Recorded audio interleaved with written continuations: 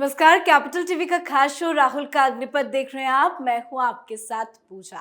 महाराष्ट्र में कांग्रेस पार्टी की सहयोगी रही एनसीपी पूरी तरह से टूट गई है। शरद पवार पर अजीत पवार भारी पड़े हैं और एनसीपी पर अजीत पवार ने अपना दावा भी ठोक दिया है। तो वहीं एनसीपी में फूट के बाद महाराष्ट्र कांग्रेस से लेकर कई राज्यों से कांग्रेस में फूट की खबर सामने आ रही है। विपक्षी एकता में भी दरार पड़ चुकी है और कहीं ना कहीं कांग्रेस पार्टी में विद्रोह के कारण बने हैं राहुल गांधी। कांग्रेस में टूट का डर मल्लिकार्जुन खड़गे को सताने लगा है और वो अब नेताओं को आह्वान कर रहे हैं कि वो मिलजुल कर पार्टी के लिए काम करें।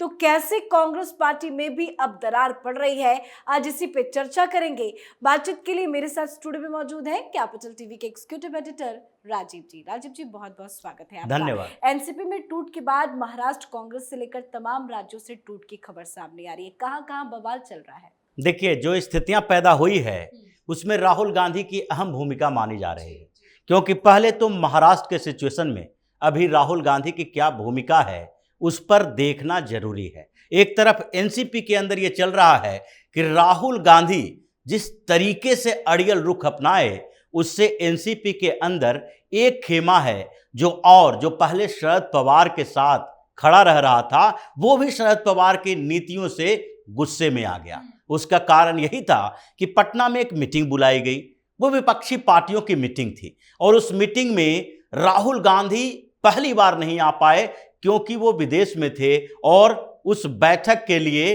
डेट को चेंज करना पड़ा। मतलब राहुल गांधी नहीं रहेंगे, विपक्ष की मीटिंग नहीं होगी। ये संदेश दिया गया कि अब पूरी पार्टियां, जितनी भी मोदी विरोधी पार्टियां हैं जो भारतीय जनता पार्टी के खिलाफ चुनाव लड़ने की तैयारी कर रही है, वो सारी की सारी पार्टियां हैं वो राहुल गांधी के पीछे चलेगी। अब दूसरी बात यह है कि एनसीपी के अंदर जो बैठकें चल रही थी उसमें क्या हो रहा था, क्योंकि इंटरनल बैठकों में वास्तविकता पे चर्चा की जाती है। महाराष्ट्र के सिचुएशन पर और देश के सिचुएशन पर चर्चा की जा रही थी कि हम लोग कहां हैं, और इस मामले में बार बार यह कहा जा रहा था कि अभी जो सिचुएशन पूरे देश में है उसमें यह नहीं माना जा सकता कि कांग्रेस कुछ बेहतर कर लेगी। कर्नाटक में चुनाव जीतना बड़ी बात नहीं थी, एंटी इनकम्बेंसी थी और वहां का सिचुएशन पूरी तरह से बदला हुआ था। कर्नाटक में भारतीय जनता पार्टी की सरकार बनती है, लेकिन इसका मतलब यह नहीं है कि दक्षिण भारत के स्टेट्स में जहां पर भारतीय जनता पार्टी अपने आधार बढ़ाने की कोशिश कर रही है उसको हम उत्तर भारत के राज्यों से जोड़ सकते हैं या महाराष्ट्र जैसे राज्यों से जोड़ सकते हैं जहां पर भारतीय जनता पार्टी ने अपनी गहरी पैठ बना रखी है। अब इस बात को लेकर शरद पवार भी ये क्लियर नहीं कर पाए कि वो राहुल गांधी के पीछे पीछे चलेंगे या उनके साथ खड़े होकर चलेंगे, या फिर एनसीपी को अपनी स्ट्रेटजी बदलनी चाहिए कि केवल कांग्रेस के पिछलग्गू पार्टी बन के रहना है या गठबंधन पर अपना फैसला लेना है। इस मामले के बाद शरद पवार ने कांग्रेस के साथ नेगोशिएशन भी किया और दूसरी मीटिंग के लिए शरद पवार को आगे बढ़ाया गया कि जो आपकी पार्टी के अंदर सवाल उठ रहे हैं कि कांग्रेस के साथ आप पीछे पीछे क्यों चल रहे हैं, तो उसके लिए आपको एक मौका दिया जाता है कि अगले जो विपक्षी पार्टी की मीटिंग होगी उसका नेतृत्व भी आप कर लो। और इसको जो इनफाइटिंग चल रही थी एनसीपी के अंदर उसको कमजोर करने के लिए, अजीत पवार को कमजोर करने के लिए शरद पवार को एक भूमिका दी गई, जिसका अनाउंसमेंट शरद पवार करते हैं और बताते हैं कि अगली मीटिंग शिमला में नहीं बेंगलुरु में होगी। ये शरद पवार अनाउंसमेंट कैसे कर सकते हैं जबकि पटना की बैठक में नीतीश कुमार ने माइक खड़गे को थमाया था, बताया था कि अब अगली मीटिंग जो होगी वो कांग्रेस के नेतृत्व में होगी और खड़गे साहब इसकी घोषणा करेंगे। जी। उन्होंने घोषणा भी की थी, शिमला की बात उन्हीं के मुंह से निकला था और फिर बेंगलुरु की बात ये कहने के लिए सामने आए शरद पवार। ये बात चली है और उसके बाद महाराष्ट्र के अंदर जो सिचुएशन पैदा हुआ, यानी कि एनसीपी अब शरद पवार के हाथों से चल गई, तो उसमें उसके विधायकों और उसके सांसदों का यह मानना था कि अगर शरद पवार चाहते हैं कि एक सामान्य उनके इंटरेस्ट के कारण हम लगातार उस पार्टी के साथ गठबंधन में रहें जिसके जीत की अभी कोई दूर दूर तक संभावना नहीं है, तो ये एनसीपी के लिए सही नहीं होगा। हमें भी मौके के अनुसार चलना चाहिए, परिस्थितियां बदल गई है। अब वहीं से एनसीपी में जो वर्चस्व की लड़ाई चली और शरद पवार पिछड़ गए क्योंकि उनका रुख जो था अड़ियल था। और अजीत पवार के साथ जो इतने विधायक दिख रहे हैं, 40 से ज्यादा विधायक उनके पास हैं, और वो विधायक बार बार ये कह रहे हैं कि एनडीए के साथ अगर चुनाव लड़ेंगे तो हमारी जीत लगभग पक्की हो जाएगी। अब वही स्थिति कांग्रेस के अंदर है महाराष्ट्र में। महाराष्ट्र में जब एनसीपी के अंदर विवाद हुआ तो उसके बाद पहला गुट जो सामने आया अपोजिशन लीडर के तौर पर कांग्रेस को स्थापित करने के लिए, वो थे बाला साहब थोराट। अब बाला साहब थोराट कुछ दिन से ब्रेक लिए हुए थे और वो कांग्रेस के विधायक दल के नेता के तौर पर उन्होंने इस्तीफा दे दिया था। नाना पटोले उस समय तक बैकफुट पर थे। नाना पटोले ने राहुल गांधी से बात की, राहुल गांधी ने ओके कर दिया कि चलो अगर नाना पटोले तुम नहीं करोगे ऐसा तो बाला साहब थोराट का खेमा मजबूत होगा, जो कि तुम्हारे ऊपर बार बार आरोप लगा रहा है कि कांग्रेस अभी यहां पर नाना पटोले के नेतृत्व में जो काम कर रही है उसमें बड़े और वरिष्ठ नेताओं को इग्नोर किया जा रहा है। बाला साहब थोराट ने यही बात कही थी कि हम वैसे नेता नहीं हैं जिसको आप आदेश दें और वो काम पर लग जाए। हम लोग इतने वरिष्ठ नेता हैं, पहले से राजनीति कर रहे हैं, हमारे साथ सामंजस्य बिठा के काम करना पड़ेगा। प्रदेश अध्यक्ष का मतलब ये नहीं है कि किसी भी नेता को जो पहले मिनिस्टर रह चुका है, प्रदेश अध्यक्ष रह चुका है या फिर पहले चीफ मिनिस्टर रह चुका है।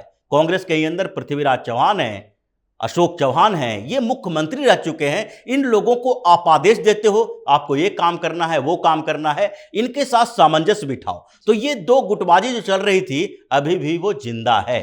और अब नाना पटोले ने मान लिया है कि कांग्रेस को लार्जर भूमिका चाहिए महाराष्ट्र के अंदर। शिवसेना टूट गई है, एनसीपी टूट गई है, अब कांग्रेस वर्सेस भारतीय जनता पार्टी है। तो कांग्रेस को अपने लिए काम करना पड़ेगा। यहां तक बात चली कि हम तो शरद पवार को ऑफर देंगे कि वो कांग्रेस में अपने गुट का विलय कर लें और फिर से कांग्रेस के अंदर आ जाए। लेकिन दूसरा गुट जो है नाना पटोले के खिलाफ जो काम कर रहा है, वो अब ऐसे परेशान है कि राहुल गांधी सिर्फ पटोले के साथ बात करते हैं, हमसे दूरी बना के रखे हैं, इसलिए सही मौके का इंतजार करो। वहां भी विद्रोह चल ही रहा है। लेकिन इस तरह की खबरें राजस्थान से भी आ रही है, मध्य प्रदेश से भी आ रही है। हर अलग अलग राज्यों में कांग्रेस में दो फाड़ है। इन सभी को क्या राहुल गांधी समझा बुझा पाएंगे? देखिए, 3 स्टेट ऐसे अभी हैं जहां पर कांग्रेस की स्थिति बहुत ही खराब है, कभी भी टूट सकती है। इसमें एक महाराष्ट्र है ही, दूसरे में राजस्थान के लिए है। जैसे गोविंद सिंह डोटासरा पिछले 2 दिनों से बैठे हुए हैं दिल्ली में, बैठक का इंतजार कर रहे हैं। राहुल गांधी के साथ बैठक होगी, मल्लिकार्जुन खड़गे के साथ बैठक होगी, प्रदेश प्रभारी के साथ बैठक होगी, लेकिन बैठक हो नहीं पा रही है, सब अवेलेबल हो ही नहीं पा रहे हैं। सचिन पायलट को लेकर भी इन लोगों को बात करनी है कि कैसे उनकी भूमिका तय की जाए। चुनाव को लेकर चर्चा करना है और उसमें अशोक गहलोत को भी आना है, लेकिन इतने दिनों से उस समस्या का समाधान नहीं हो रहा है। अगर प्रदेश अध्यक्ष भी बना दिए गए सचिन पायलट, तब भी वो खुश नहीं रहेंगे। वो चाहेंगे कि किसी तरीके से अशोक गहलोत को रिटायर किया जाए, मतलब राजनीतिक परिदृश्य से गायब करो, उनको मार्गदर्शक बनाओ, लेकिन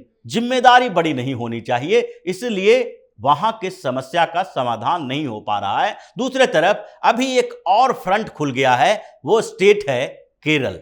केरल में पिछले 5 दिनों से देखेंगे तो वहां पर कांग्रेस के अंदर घमासान चल रहा है। एक तो पिछले 6 महीने से दूसरे तरफ के सुधाकरन थे और एक तरफ जो पहले से ही शशि थरूर ने मोर्चा खोल रखा है, वो पूरे केरल का दौरा कर रहे हैं। लेकिन अब के सुधाकरन की जहां तक बात है, उसके में भी अब केरल के यूनिट में इस बात को कंफ्यूजन है कि आला कमान यूसीसी पर सही तरीके से हमारे कंफ्यूजन को दूर क्यों नहीं कर रहा है। पिछले 2 दिन से ऐसा हुआ कि यूसीसी को लेकर कम्युनिस्ट पार्टी ने मीटिंग की, मुस्लिम संगठनों के साथ मीटिंग की और फिर ईसाई संगठनों के साथ वो बैठकें करने लगे। उसी बीच कांग्रेस के अंदर यह हुआ कि हम लोग क्या कर रहे हैं यूसीसी पर, अभी तक आला कमान की तरफ से हमें कोई सूचना नहीं है। फिर एक दिन कांग्रेस की बैठक हुई और कांग्रेस के नेताओं ने तय किया कि केंद्र से, यानी कि राहुल गांधी, सोनिया गांधी, मल्लिकार्जुन खड़गे कुछ भी बोले,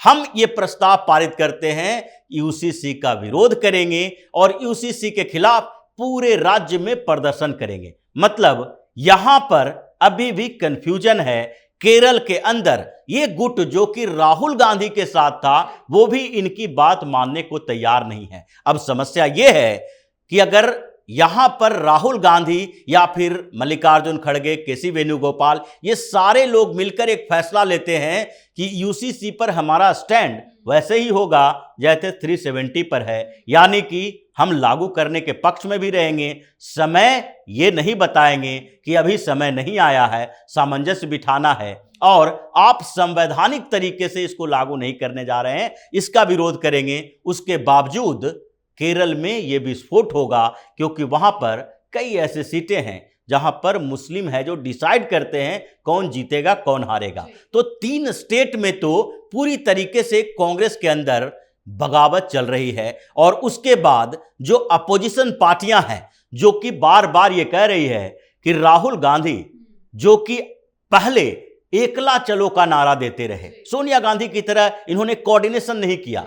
ये राहुल गांधी के नेतृत्व में जब से कांग्रेस आई इन्होंने किसी की बात नहीं सुनी, आज भी वो वही रुख अपना रहे हैं। जब हम बैठक के लिए बुलाते हैं वो एक्सटेंड करवाते हैं, बैठक की बात होती है वो अंतिम समय में चीफ गेस्ट बन के आते हैं और मंच पर वो अपनी ही बात करते हैं, पूरी विपक्षी पार्टियों की बात नहीं करते हैं। हमने ये किया, हमने भारत जोड़ो यात्रा की, हमने कैसे मोहब्बत की दुकान खोली है, नफरत कौन फैला रहा है। ये आपकी व्यक्तिगत विचारधारा और व्यक्तिगत तरीके हो सकते हैं, सबको साथ लेके चलने वाला नहीं। इसलिए अब एनसीपी तो है ही नहीं इस पार्टी के साथ, कांग्रेस के साथ एनसीपी का रिश्ता खत्म हो गया। शरद पवार अब एनसीपी नहीं है, एनसीपी का संगठन अजीत पवार के साथ है जो एनडीए में शामिल हो चुके हैं। नीतीश कुमार कंफ्यूज्ड हैं, लालू प्रसाद यादव कंफ्यूज्ड हैं, इधर पहले से ही अरविंद केजरीवाल ने साथ छोड़ दिया।